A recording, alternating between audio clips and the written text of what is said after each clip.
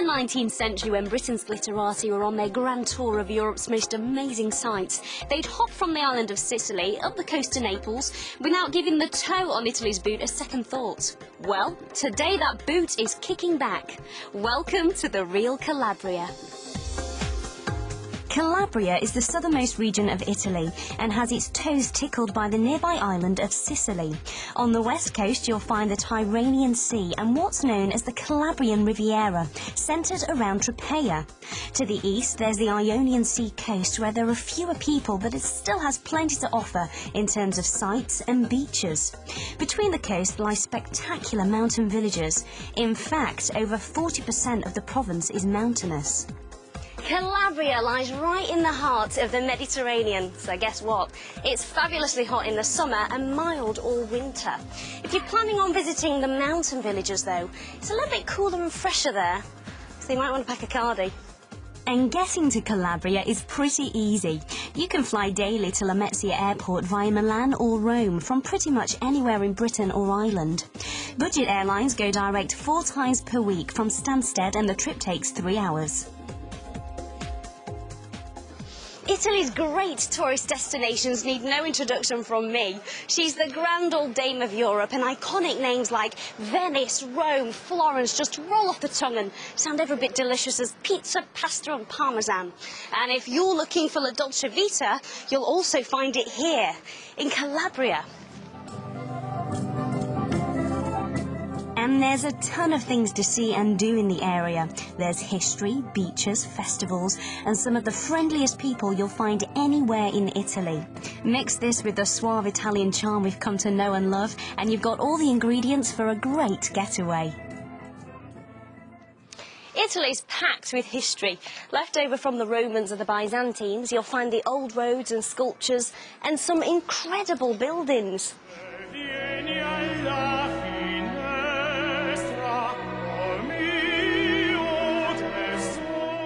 And Calabria itself is one of the oldest regions in the country, and even the name Italy is said to have come from the area, with the people of the south the first to be called Italians.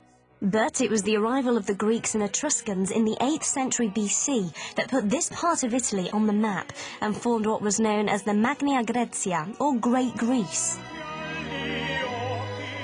Very little of the cities founded by the ancient Greeks survived, but their heritage lives on. Museums in the region contain art and sculptures beautiful enough to bring a tear to an eye.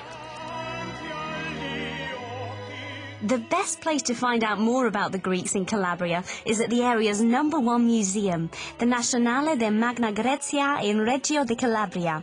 It's home to an amazing collection of artifacts, the most famous being the warriors of Riace, 2 fine figures of men found by divers in a shipwreck off the eastern coast in 1972. It's thought the pieces sank when being moved from the famous Temple of Delphi. The experts say that they are perhaps the finest examples of their kind in the world, and who am I to argue? To get the inside track on the real Calabria, I met up with specialist tour guide Laura Micheli. Laura, for visitors coming to the area, what is there to see? Many things, especially in Tropea. There are very old buildings, because Tropea was the place where very important people, nobles, they came here for holiday.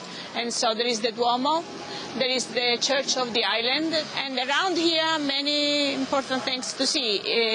People can go to Serra San Bruno, where there is a famous convent where the monks live inside. They never go out. They still live in there? Yes, yes, and the women cannot go there. The story says that once a woman went and the church and the convent shook it, but we don't know if it is true. I don't know what that is. That's the earth moving. Yeah. What would you say was the most fantastic thing about this area? The sea, absolutely.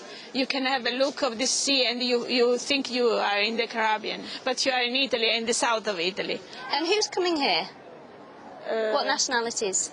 Most of them are German people. But now, in the last 2 years, we had a lot of British people, and they are welcome, of course. Thank you. You're welcome. And that warm welcome extended to another great Italian institution, coffee. We're talking about the traditions of people. Is the way of life here different to other parts of Italy? A lot. It's very, very different. Here, people live outside.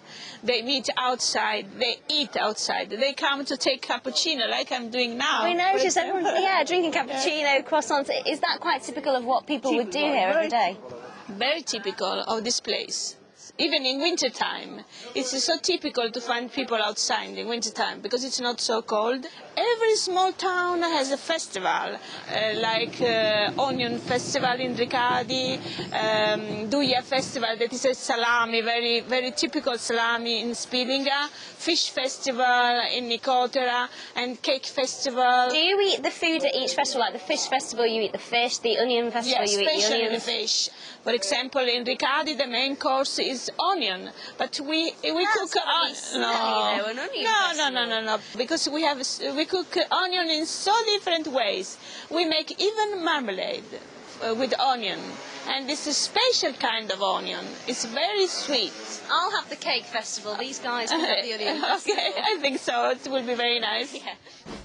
Agriculture is one of Calabria's biggest employers, so it's no surprise that food and festivals are spoken about with such obvious love. And as holidaymakers and overseas property investors look for new places to explore, long-established Italian destinations like Tuscany had better watch out.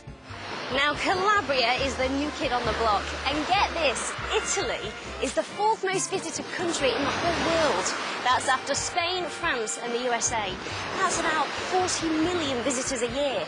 And do you know what? With weather like this and beautiful beaches, I don't think it'll be long before this proud little region is standing on its own 2 feet with its head held high. The increase in visitor numbers is great news for the Calabrians, who are more used to people leaving.